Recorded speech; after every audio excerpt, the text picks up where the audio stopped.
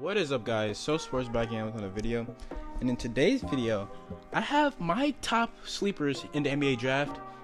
Part 1 maybe? Is this part 1? I don't know. Depending on the feedback I get from this video, I guess you can consider this part 1 or not. But to start off, in every draft there's always guys that are sleeper picks that turn out to be amazing, and there's always guys that are sleeper picks, quote unquote, that turn out to be bad.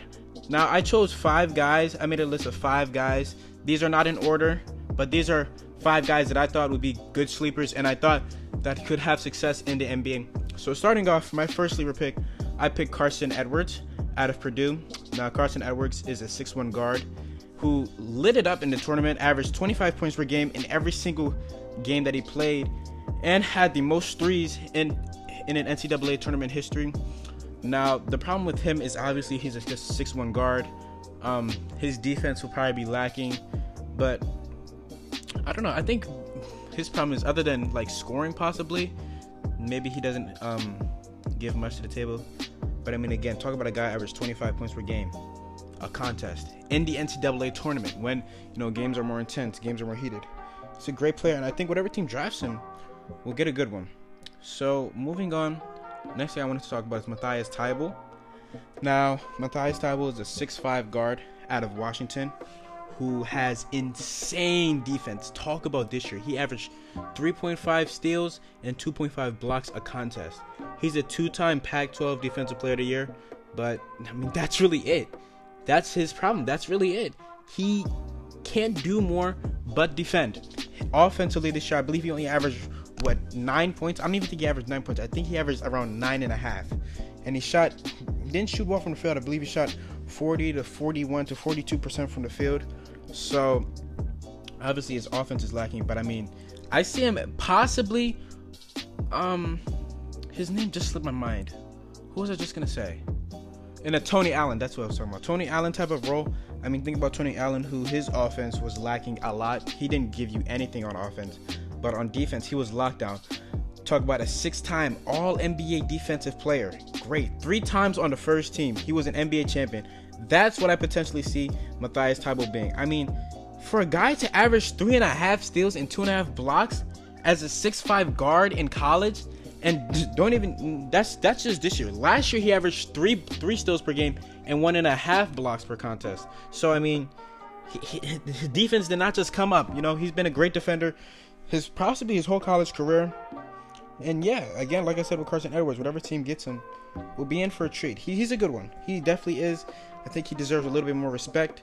But again, his offensive game is literally non-existent at all. You would hope at least he can maybe develop a shot, but I don't think he can develop a shot. I think maybe he can be a paint type of guy. A slasher is what I potentially see him being. A slight slasher, good athletics hopefully, and then an excellent defender. But moving on, next guy I want to talk about is Jalen McDaniels. Now, Jalen McDaniels is obviously not talked about as much as his brother, who is Jaden McDaniels, who just committed to, let me just search it really quickly. I forget. I think it was, did he commit to Washington also? I do think he committed to Washington also, I believe. No, yes. He did commit to Washington also, just like his brother Jalen McDaniels did, as I'm talking about him right now. Now, Jalen McDaniels, talk about a guy who came in, averaged 13.2 and 8 rebounds per game, a contest in his college career. His first year of college, he was great. He averaged around 15 points, 16 points, and I believe 7 rebounds. This year, he didn't do well. He averaged around 10 and 8, but the problem was his minutes dipped down. His first year in college, he played around 31 minutes. This year, he played about 25. I'm not sure why that happened. But I mean, another problem is off the field problems, off the court problems, off the field, like this is the NFL. But yeah, off the court problems. I don't really want to get into it, but he got sued because he released like inappropriate content of somebody without their permission. If you want to look it up, you can. I don't really want to talk about it because that's not I'm not in my place to talk about that. But I mean, moving on. I mean, he has good handles. He for someone his size, I don't want to compare him. I really don't.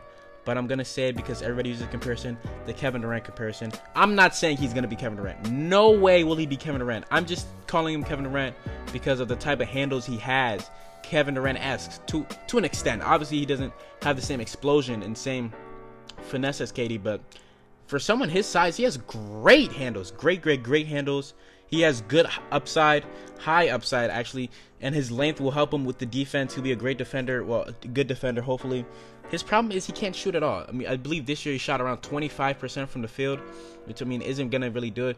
And I mean, if you think about it, if you shoot, 25, 30%, if you just don't shoot, if you shoot poorly from the 3 in college, more than likely you probably won't shoot well from 3 in the NBA. I mean, there's some guys who do, like Jaylen Brown. I think he shot around 25% himself in college, and last year he shot about 40% from 3, which is great. This year, it kind of dipped down, but there were a lot of chemistry problems, a lot of issues, a lot of inconsistent lineups for the Celtics, so that could have played a part in it. But I mean, yeah, a guy who has a lot of high upside. This off the court stuff, I don't think will bother him. But I think the lawsuit is still going on, if I'm not mistaken. But I mean, yeah, Jalen McDaniels. Moving on though. Wait, okay, I want to backtrack. I did say he went to the same school as Jalen McDaniels. Jalen McDaniels actually went to San Diego State, so that is my apologies. But yeah, his brother is going to Washington, not San Diego State. So moving on though. Next guy, I'm gonna butcher his name. Mufamadu Kabengele. Yeah, that's his name. Mufamadu Kabengele out of Florida State. I'm sorry if I mispronounced your name, but a guy who's a good shooter for someone his size. I mean, he's very versatile. He is. I mean, you talk about the Pascal Siakam comparisons. When you talk about it, a guy that comes to mind is Sekou Doumbouya. That's a guy that a lot of people are comparing to Pascal Siakam, and how they have the same type of length, same type of high upside, high motor. Mufamadu Kabengele, he can fit in that bill too. I mean, he's 6'10", 250. The problem with him is obviously Sekou Doumbouya is 4 years younger than him, but still, Pascal Siakam, when he got drafted, I believe was also 22. And I mean, he's versatile. He's a great two-way player. I mean, he has the great size. He's good athletically. He's a good shooter too. I think he shot around 38% from 3 this year, 37-ish. I mean, he's great. He's great player. His problem is he's raw. He's 100% raw, just as Pascal Siakam was. He was raw, but Pascal Siakam was able to put all the intangibles together. Hopefully, Mufamadu Kabengele can do the same thing.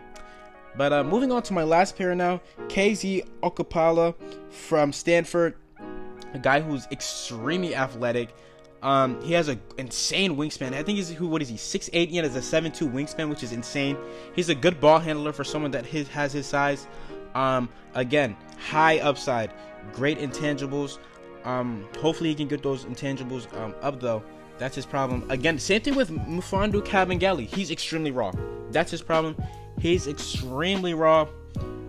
Yeah, I think all these guys will probably be multi-year G League players just to get that up. If I had to pick one of these guys to have the most success in the NBA, I will probably say,